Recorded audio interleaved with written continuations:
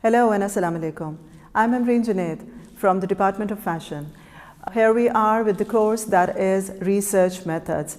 The course that we are discussing right now, as you all know, that this course is for the students of 7th semester, and in this course they actually learn what are the research methods and how they are dealt with.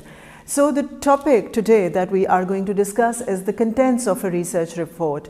When we say the contents of a research report, that means we are now doing a research. We have selected a topic. What are the steps that we are going to follow so as we may be able to write the report as well as we conduct the research? So first of all, I want to discuss what exactly is the process. We will be discussing from now on in the next following a few lectures.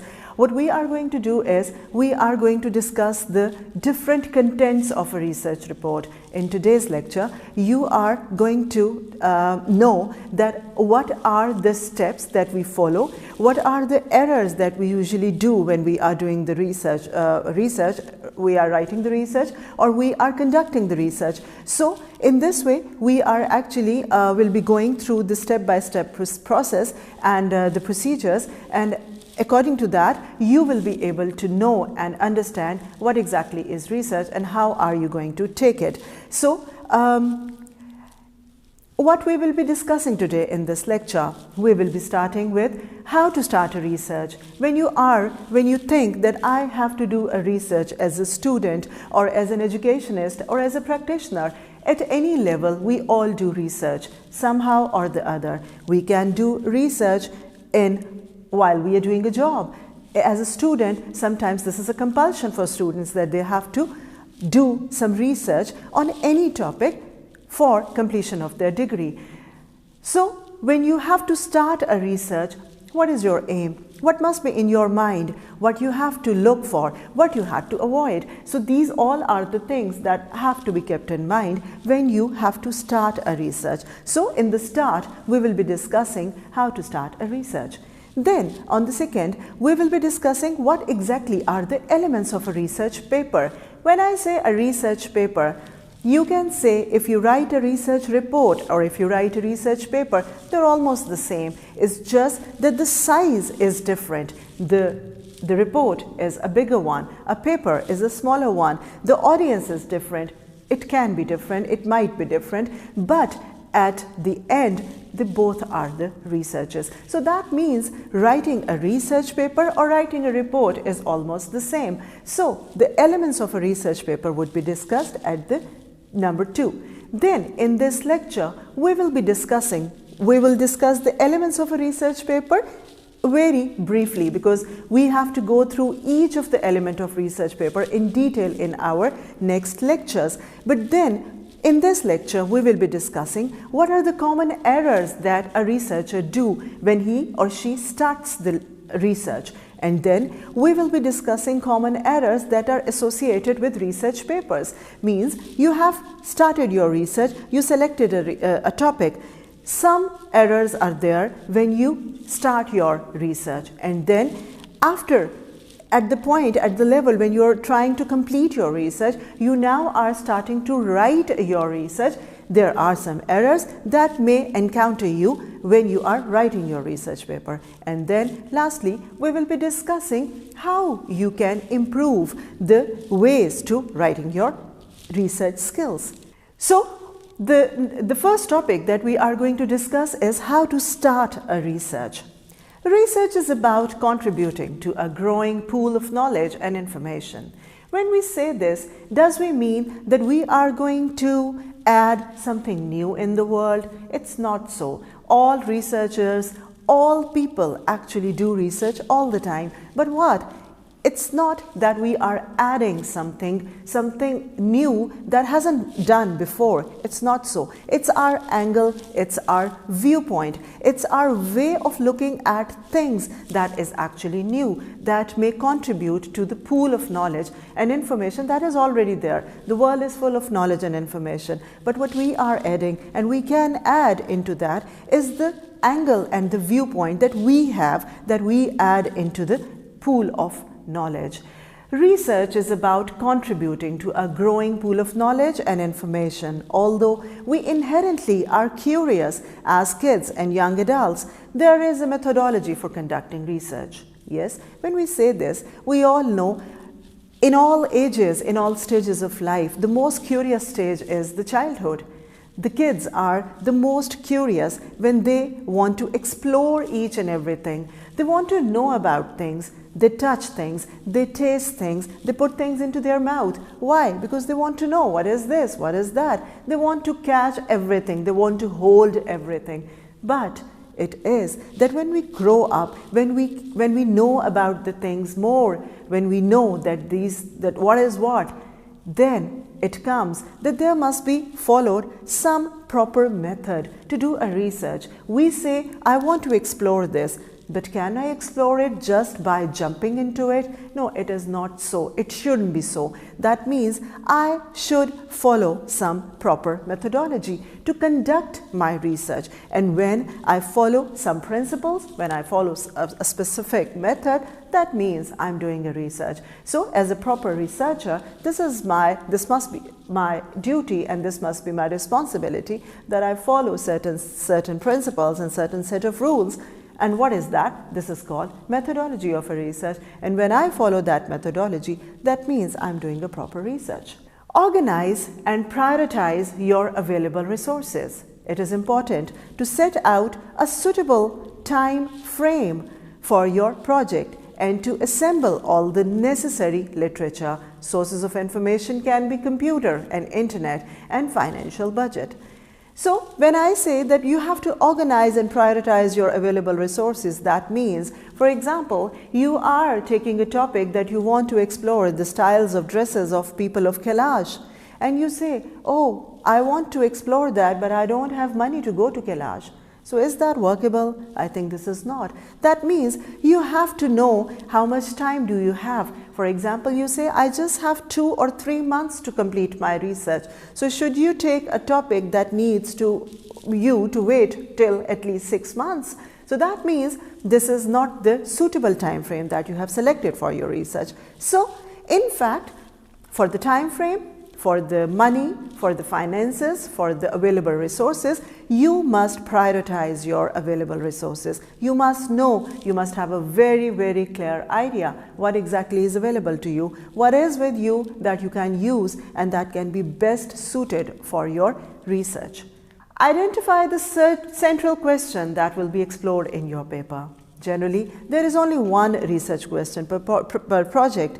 Usually, sometimes we are asking 2 or 3 questions in one research. When we are exploring one topic, we might be asking 2 or 3 questions, but usually this is not the case. We usually ask for 1 or 2 questions. Usually it is 1. If you are asking 1 question in your research, so this would be the first step that you have to identify the central question. What exactly do you want to ask? What exactly do you want to explore? What exactly do you want to know? This is your central question, and that would be explored in your paper. Research existing literature on the appropriate database related to your topic. Scientific journals are a good place to start. Identify the contribution that each study provides in the context of your research question. Examine relationships and methods of interpretation of the data through a careful lens. When you want to start with your topic, why not to check what people have done before in that area, because that is going to help you a lot. You want to research some specific area and you want to know what and how and who of that area. What is the best approach?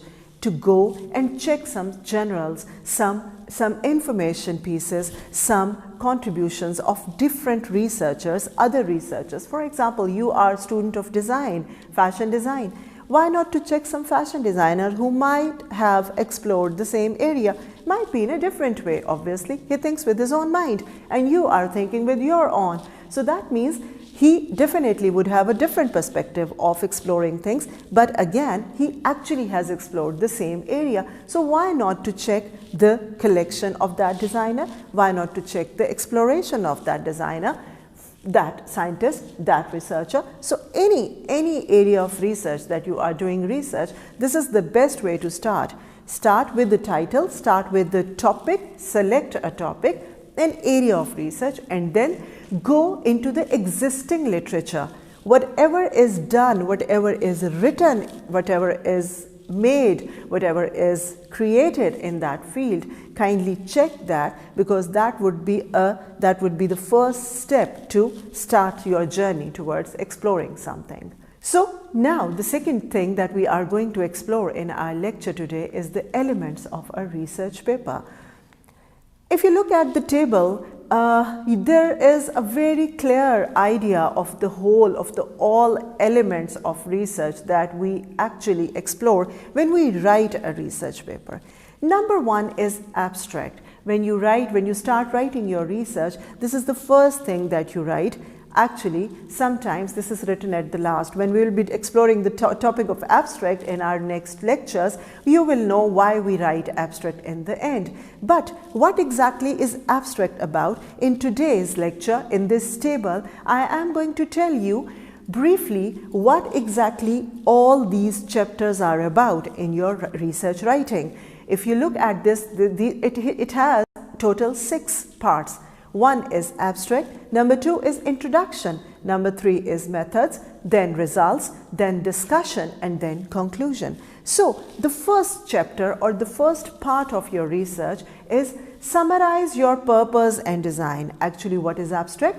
Abstract is a paragraph that is written in the start of your research, and that actually summarizes your purpose and design of the research that you have done. It must be less than 300 words. Usually the limit of 300 words is for the dissertation at the PhD level. For the master's level, for the undergrad students, it is usually 150 words. So as you guys are students of undergrad level, for you 150 words would be enough, 150 to 200 words, but sometimes you have to check it before writing what your department says about it. Number 2 is introduction. So in the introduction, you are going to state the problem. What exactly is the problem in your research? What area are you going to explore? And in that chapter, you also write the relevant literature. You are going to review the relevant literature. Number 3 is methods. The third chapter is going to be of the methodology that you have used in your research or you are using in your research. Discuss your study design, including any instruments you will be using. For example, if you are doing some live research in some area and you are using photography of your own, this is the instrument that you are actually using. Or otherwise, if for example, you are doing some experimental research in a laboratory, what kind of instruments are you using? What kind of tools are you using in your laboratory? This all is a part of the methodology. Actually, in the methods, in the methodology, you tell us what methods have you used or what methods were under use when you were conducting your research. Outline the strategy you will use to analyze the data. Yes, the methodology also not includes the data collection, but also when you will be analyzing and interpreting your data, this also is included in the methodology. Number 4 is results. When we do the research, we select a title, we go through the introduction, how and who and when, and then we select a proper methodology that we are going to explore this topic in this way. The fourth is the step when we finally are done with our research and we are reached at the stage when we say, yes, these are the results that we have found. So restate your research question. At this stage, this is very important. Restate your research question. Why? Because this is the time that you are again going to tell your reader, this was my research question and this is the result that I have got. Describe your findings. So in the result chapter, what you are going to do, you are going to again describe and in a little detail what your research question was, what you were about to do in this research, and now then in the chapter you will tell what are your findings. Number 4 is discussion. Discussion your findings in the context of your overall question as well as previous literature and research.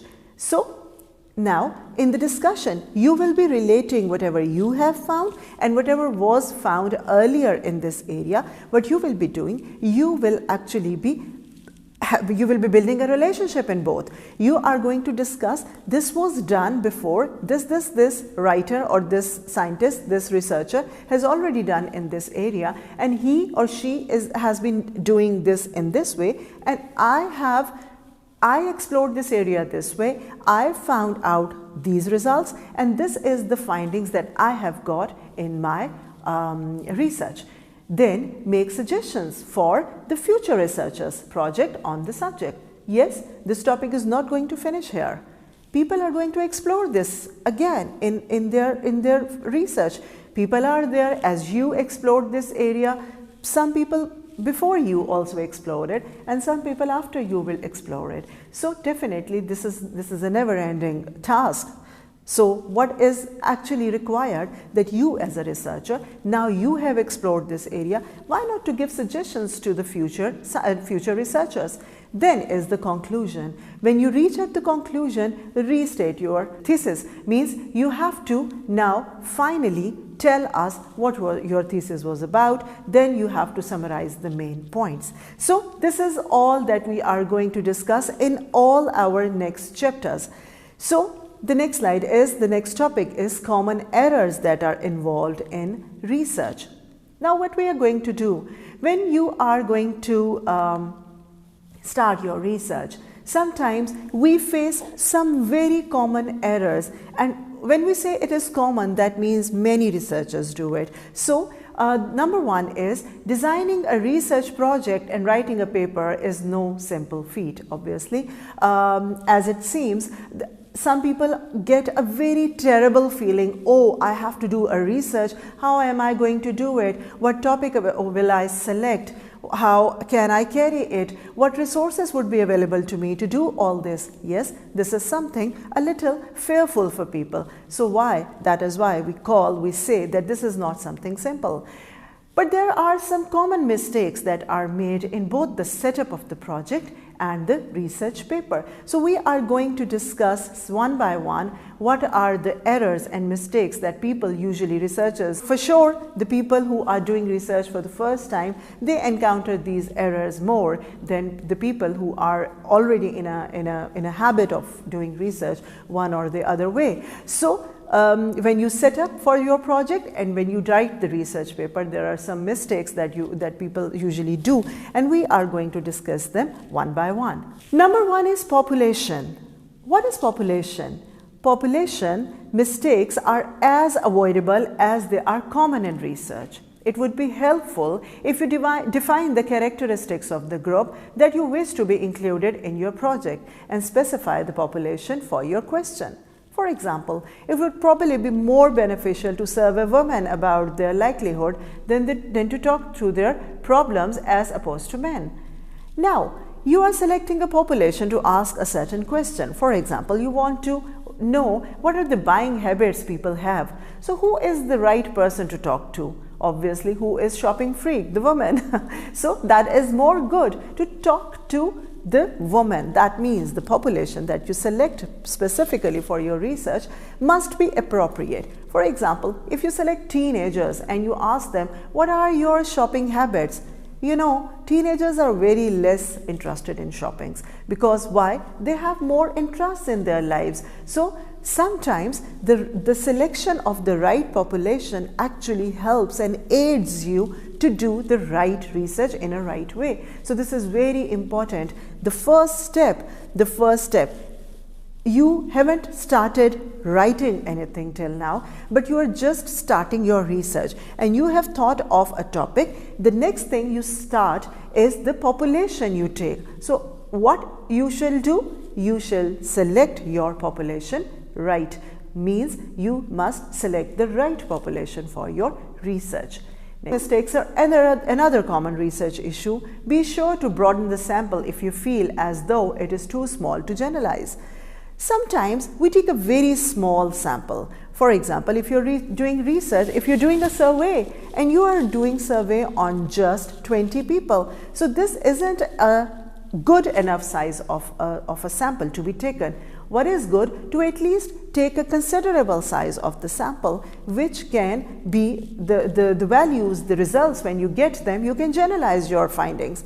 But at the same time, if your research is about a specific topic, why to take so many people that you always get confused with the results? So be sure what you are actually exploring, and the topic, according to topic, take your sample. The size of the sample must be according to the research that you are doing. Next slide. The sample selection process is another potential research issue. If you were randomly choosing participants in person, let's say the mall, you would not want to only seek participants who are receptive and agreeable. These are usually your friends and acquaintances whose characteristics are similar to yours. So, what is good is to replace your non-probability selection method with true random samples from a defined population. These are usually the most scientifically sound. So now, actually, when we say the sample selection process, you thought, again, I would say you want to know the shopping practices of people. Now you say that my population is women. I am going to check the shopping practices of women. Now you have selected your population. Next, the sample size, you said that I will be asking this question from the 100 women. Okay, now for asking this question, you selected a mall. You went into that mall. But what you must do, if you have asked your 20 friends to come to that mall that day, so may you ask them, and they give you the answers that you want those answers to be like. Is this the right way to do the research? I guess no, and this shouldn't be done like this.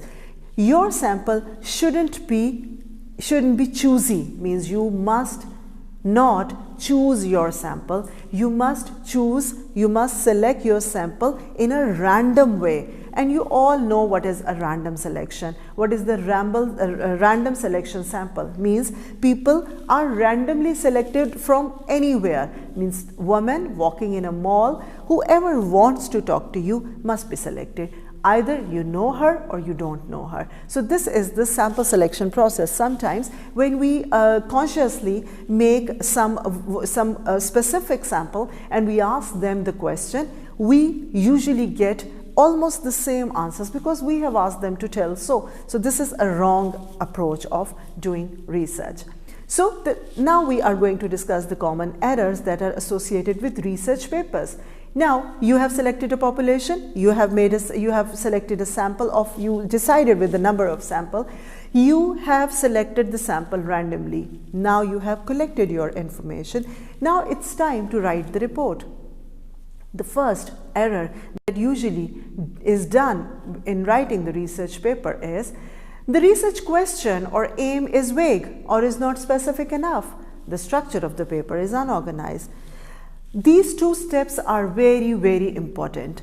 At the first, when you hold a research report in your hand, what you look at the most, the first thing that you look at is the research question, the research title. If your research question or the aim that is shown in that question is vague, is not specific, what will happen? The reader will lose his or her interest in that report and he will place that report back.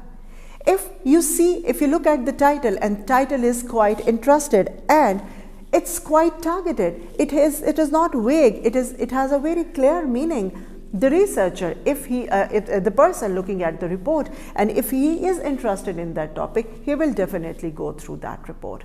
So the research question at the first must not be vague. The second thing is the structure of the paper. For example, you haven't organized your report. Have you ever looked at the table of contents of a book? Whenever we pick a book, we always look into the table of contents. Why? Because we know what comes when. We want to know what is the first chapter, what is the second chapter, what is the third chapter. What are they actually telling you? What if you write the findings first and methodology second, and then at the end you tell what was the introduction of your topic? Is this the right way? No, this is not. So the best thing is to organize the structure of your paper. Whatever you are writing in your paper must be organized enough so that you write it well and the reader read it very well.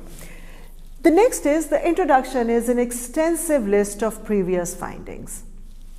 Now, in the introduction chapter, as we discussed, that we usually in the introduction chapter, we discuss the review of the same work or the related work that has been done in this field.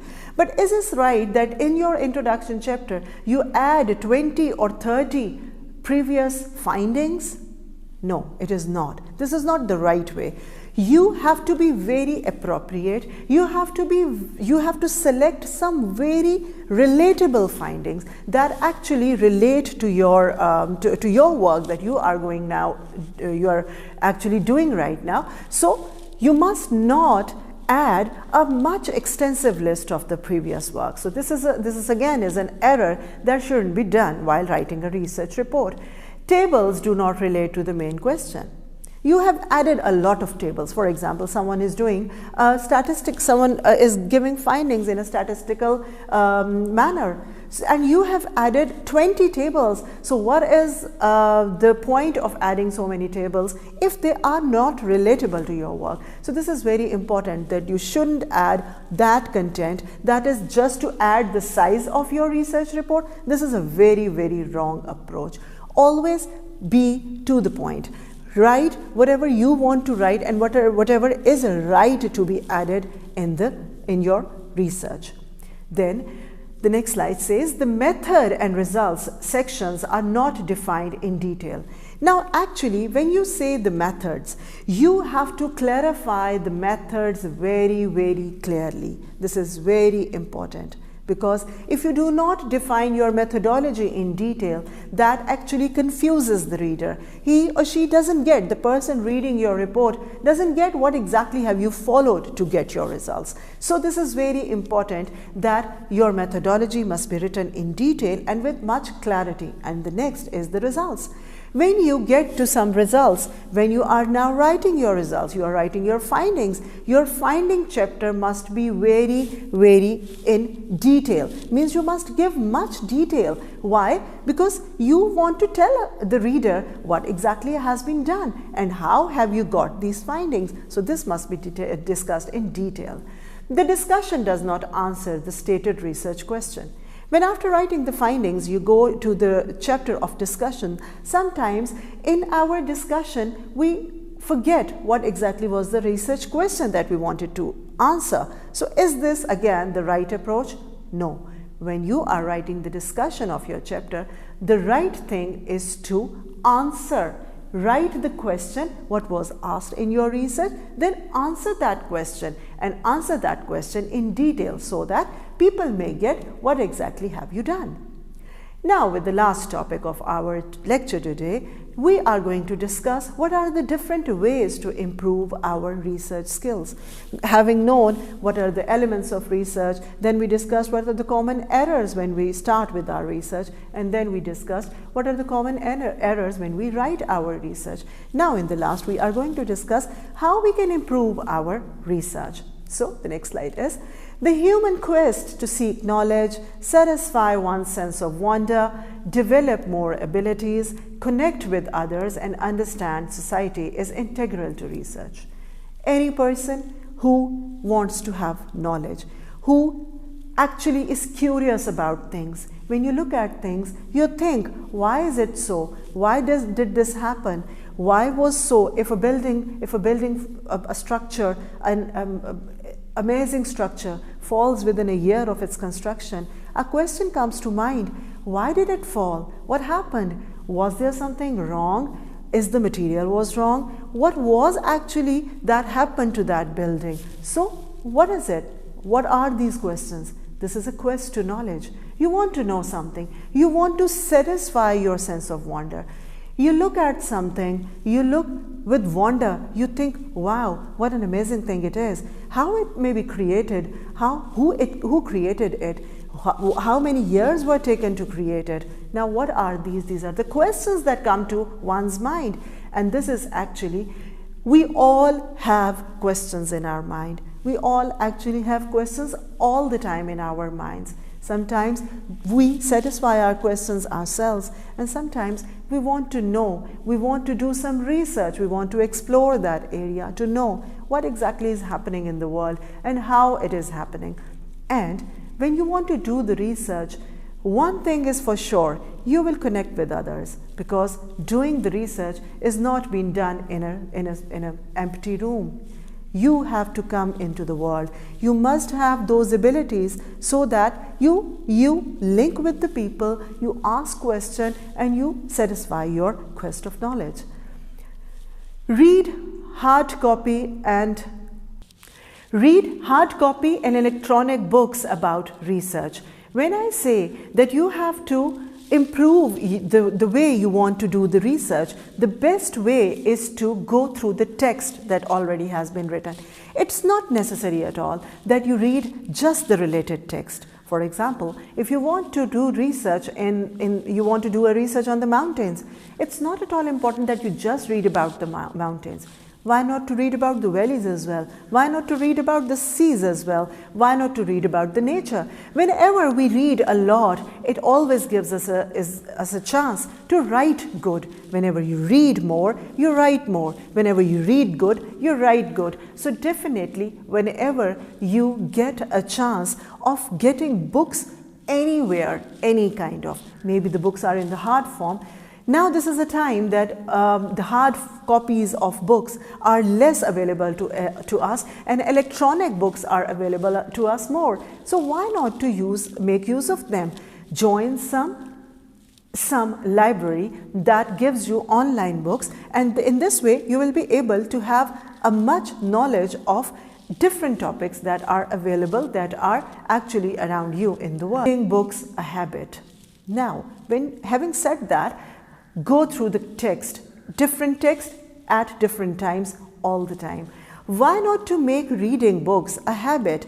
Now this is a habit that we must build in our kids at first, because when kids read, they become the adults who like and love books. And whenever you read, it's not important that you read just the information books. Why not to read novels? Why not to read fiction books? In that way, you will be knowing how to write something, how to speak on something, how to read something, how to explore something. These all are the things that actually build into your habits when you read books a lot. So actually, the habit of reading books is so healthy that it actually helps in every aspect of our lives. And read different kinds of books, fiction and otherwise.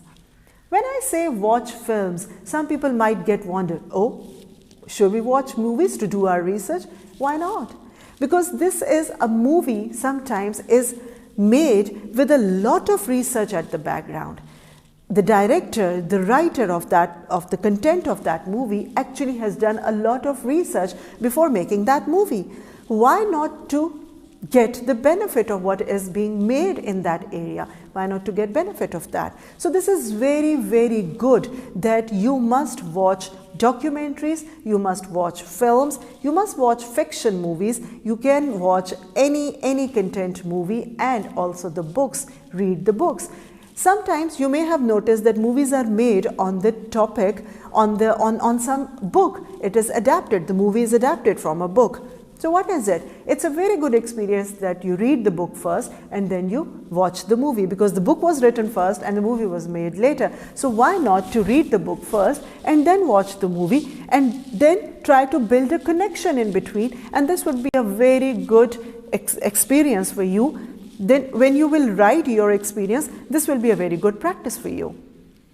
Attend training, seminars, workshops and conferences. Many universities around us actually conduct these training seminars. They do workshops and conferences. And why do they all this? For you, for students, whoever want to learn. They do a lot of seminars and workshops and conferences, and this actually help people to get a lot of knowledge in hand. Search for reputable researchers in your field of interest. Definitely. This is actually a knowledge in hand, a live knowledge that you may have in your field. Why not to meet people who are working already in the field of research in your field of interest? Why not to meet people? And this is not important that you go and meet them. Why not to have a contact with them on an email? Why not you call them? Why don't you take time from them and discuss matters with them? This all is actually very, very helpful for the people who have just started to do the research and they want to explore some area. They don't know where to start from. They don't know how, when the topic will be selected, how to conduct that research. They sometimes don't know when they have been conducting research, how to now start writing that research. So why not to contact your mentors, your teachers, the people around you who are actually capable of writing something, who are actually capable of doing researches. So why not to contact them and make them your mentor for writing and conducting your research. So this is all for today's lecture. In today's lecture, we have discussed what exactly is the research, what are the elements of research, what are the common errors that researchers do when they are conducting the research and when they write the research, when they start writing the research paper. And lastly, we discussed what are actually the ways to improve your methods of research and your writing skills. Thank you very much for today.